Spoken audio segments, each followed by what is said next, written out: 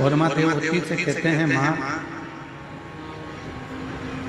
दुनिया के लोग कहते हैं कि बुढ़ापा बुरा होता है, बुढ़ापा बेकार होता है, बुढ़ापा ठीक नहीं होता। बुढ़ापा श्रेष्ठ नहीं, पर श्री कपिल देव जी महाराज अपनी माता से कहते हैं कि बुढ़ापे जैसा कोई सुख नहीं।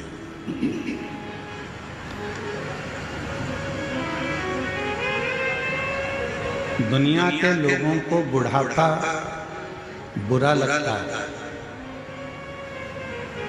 दुनिया के लोगों को बुढ़ापा अच्छा नहीं लगता। पर श्रीमद् भागवत में कपिल देव जी महाराज अपनी माता देवहूति से कहते हैं कि बुढ़ापा श्रेष्ठ। पर वो बुढ़ापा कब श्रेष्ठ है, उस बुढ़ापे की श्रेष्ठता कब रहेगी? माँ से कहा, माँ बुढ़ापे में दिखना थोड़ा सा कम हो जाता, नेत्रों की ज्योति थोड़ी कम हो जाती, तो दुख मत करो। संसार बहुत देख लिया आपने, पूरा संसार भ्रमण कर लिया आपने, पूरे संसार को आपने देख लिया।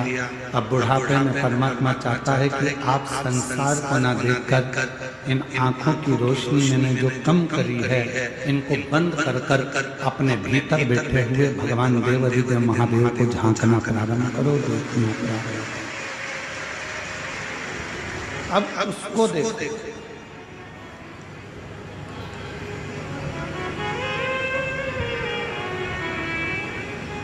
फिर देवहूति माता ने कहा कि बुढ़ापे में श्रवण शक्ति कमजोर हो जाती है, सुनाई कम देता है, सुन नहीं पाते हैं। माँ देवहूति से कपिल देव जी महाराज कहते हैं, माँ अगर बुढ़ापे में कम सुनाई दे तो भगवान को धन्यवाद देना कि अब हमें लोगों की नहीं सुनना है, अब अपने मन की सुनना है और परमात्मा को सुनना है।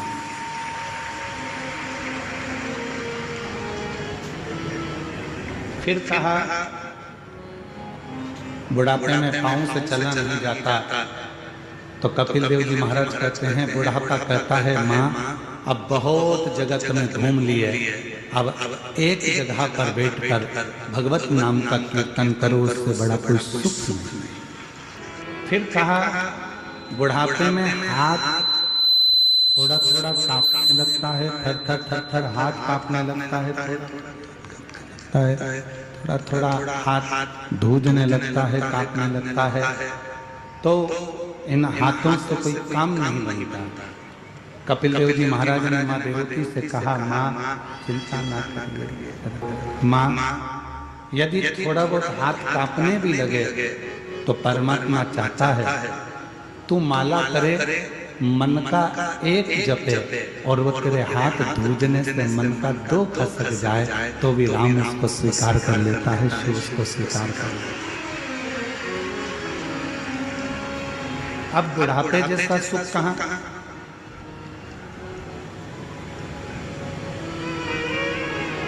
पर बचपन खेल में खोया, जवानी नींद भर सोया, बुढ़ापा देख कर रोया, सिराने मौत हंसी है।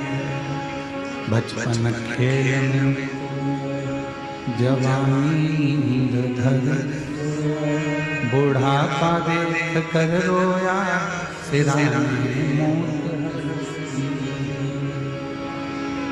बुढ़ापे में व्यक्ति मृत्यु को देखकर ऐसा सोचता है, पूरा मैं निकल गया, मेरा पूरा जीवन निकल गया, अब ना जाने शरीर क्या क्या होगा, शरीर श्रेष्ठ होगा कि नहीं होगा, शरीर से भजन होगा कि नहीं होगा, इस शरीर से भगवत स्मरण होगा कि नहीं होगा।